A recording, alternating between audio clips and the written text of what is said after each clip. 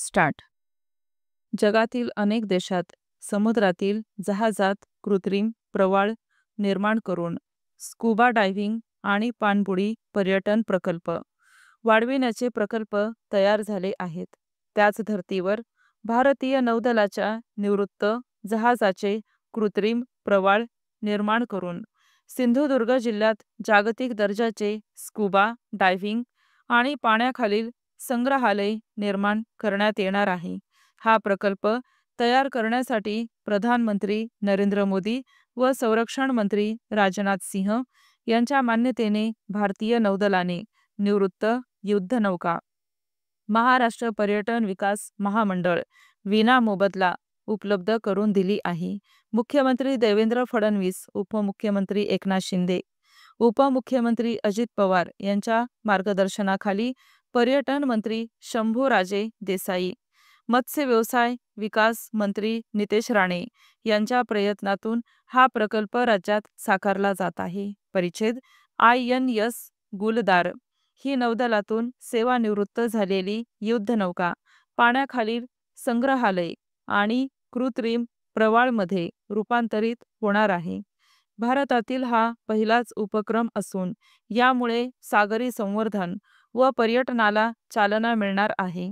समुद्रात विराजमान होणाऱ्या जहाजाभोवती प्रवाळ निर्मिती होऊन त्याद्वारे स्कुबा डायव्हिंग व भविष्यात पाणबुडीद्वारे पर्यटकांना या प्रवाळ व समुद्र तळाशी विराजमान जहाजाची सफर करता येणे शक्य होईल.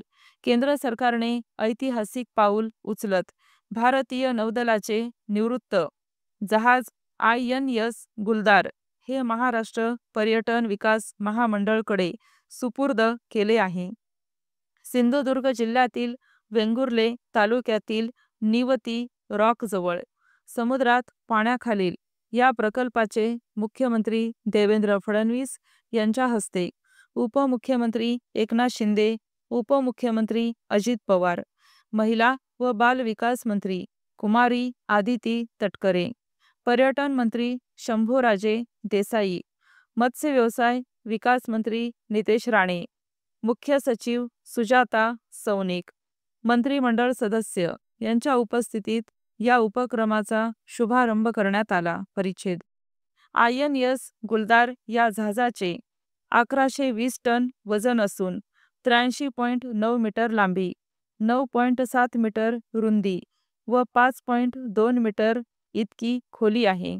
हे जहाज 12 जानेवारी 2024 रोजी सेवानिवृत्त झाले आहे.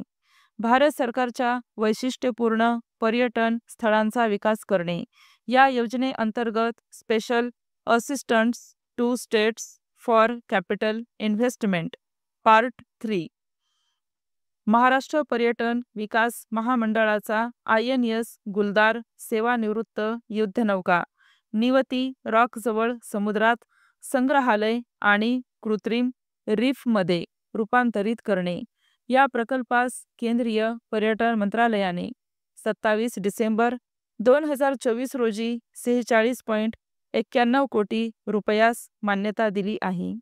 भारतीय नौदलाने हे निवृत्त जहाज पोर्ट ब्लेअर, अंदमान येथून कारवार नेव्हल बेस, कर्नाटक या ठिकाणी स्वखर्चाने पोहोचवण्याची महाराष्ट्र पर्यटन विकास महामंडळाची विनंती मान्य केली, ज्यामुळे राज्य शासनाची आर्थिक बचत झाली आहे.